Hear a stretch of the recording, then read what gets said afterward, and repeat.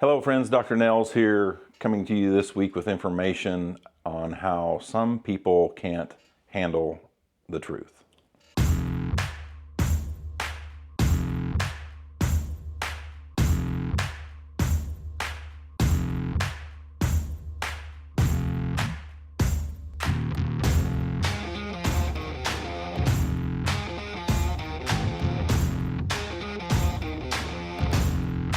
Hello friends, Dr. Nels here, coming to you this week with more information on life, leadership, business, and family, helping build your values and principles so that you can be the best version of you.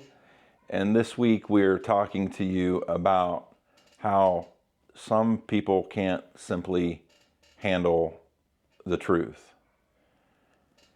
And for me, I'm a person rooted in truths, not half-truths, absolute truths, and rooting out untruthful scenarios, untruthful people, liars, or people that I wouldn't say are liars, but aren't always 100% honest.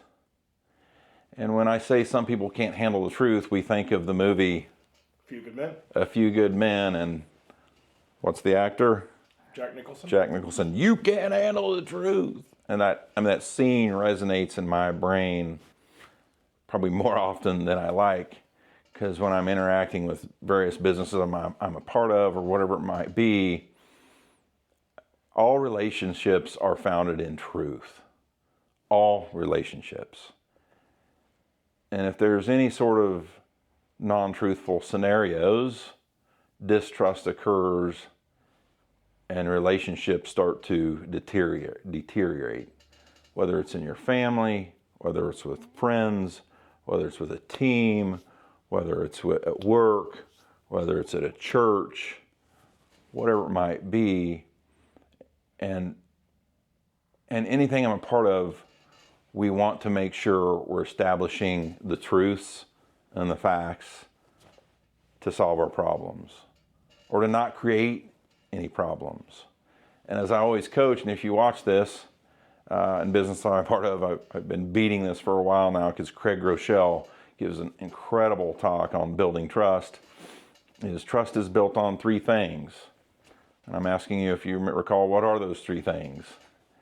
Trust is built on transparency, empathy, and consistency. Now, what I find most often is all three can be violated, and it depends on the person. But there are a lot of people that aren't just transparent enough. There's a lot of mentalities that aren't empathetic enough. And then if you're like me and others, consistency in terms of conversations and such, and being consistent when you show up at work or at home can sometimes be a challenge. Now, as you work through challenges, we must base all conversation on the truths and the facts, have some empathy, and always be consistent. And we must also surround ourselves with people we can trust, people that always want the truth. They don't want half-truths. They want what's honest and what's right. And if we have people around us that aren't believing in that same foundation of trust and truths, we're going to have some challenges. And so over time, how do we deal with that? Well, if there are people that shouldn't be around, we have to talk to them about it and get to the truth of the matter, get to the absolute truths, and see if we can bring about resolution. If they're family, sometimes that gets hard because you can't get rid of family. And so in those scenarios, then we have to work on boundaries and put appropriate boundaries in place that don't affect us when they can't be 100% honest all the way to the point of, or they also lie. And so these are really, really hard things to do but for me, it's what I do in every aspect. And so if I'm in a scenario with people that I've figured out I can't trust, their decision making isn't good, and they're not being 100% honest with themselves, then I start putting up boundaries for them, but also for me or my family or our business here or other businesses I'm a part of. And if it's people that are in the business with you, you have to get to the point of, we need a lot of transparency with some empathy and consistency to always be getting the truth on the table and solving our problems. And so for this week, that's what we wanted to talk to you about. Yes, Cale? I have 2 questions. Yes. So, how do you decipher between truth and opinion? So that's the first question, and then I'll ask my second question. Well, that can be difficult. Between truth and opinion, the way I would coach on it would be to, let's at least speak about the facts first. Let's get the facts on the table. What are the truths in the scenario or in the situation of the past or what we're looking at in the future? What are the facts? What's right? What's best for the business? Or what's best for our marriage? Or what's best for the relationship? Or what's best with our family? So facts, what's right, what's best is how I would attack that to get truth versus opinion, because the challenges with opinion, and pardon my French, I learned this a long time ago from a friend of mine, opinions are like assholes, everybody's got one. And they all stink. And they all stink. Now, opinions can be good, right? But we still need to be focused on, all right, what are the facts? What are the truths? What's right and what's best for the business? Having the emotional maturity to be able to zoom out Yeah. and put your opinions aside. Yeah, and remove the emotion as best you can. What I found is in some scenarios, and one somewhat recent within the last year in an organization, is people couldn't remove emotion for the betterment of the organization, and they got too wrapped up in it and lost focus on the facts, what's right, and what's best, because they were just too wrapped up in it.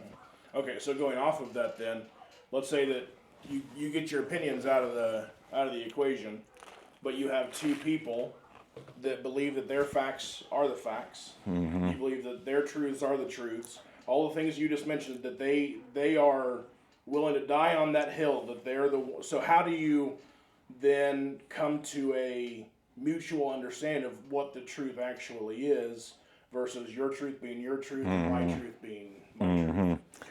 I would tell you, the last scenario I've been wrapped up in within the last year is it didn't end well because everyone was willing to die on their hill.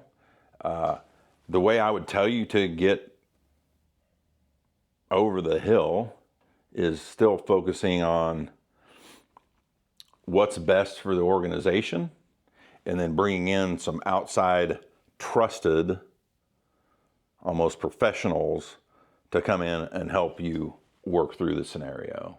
I don't really like to do that much because they need to be very trusted and they need to be very wise counsel. I'm not talking about an attorney, but I'm talking about very experienced, trusted, wise people in business and in life and in whatever organization you're talking about, because that exact scenario is what divides things.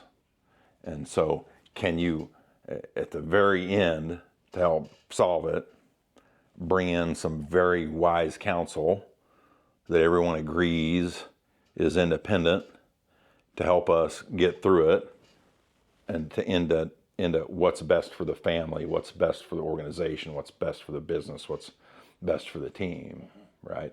No different than I would tell you, myself and Dr. Ty, when I was working on partnering him in, we had some disagreements, to say the least, and it got very difficult.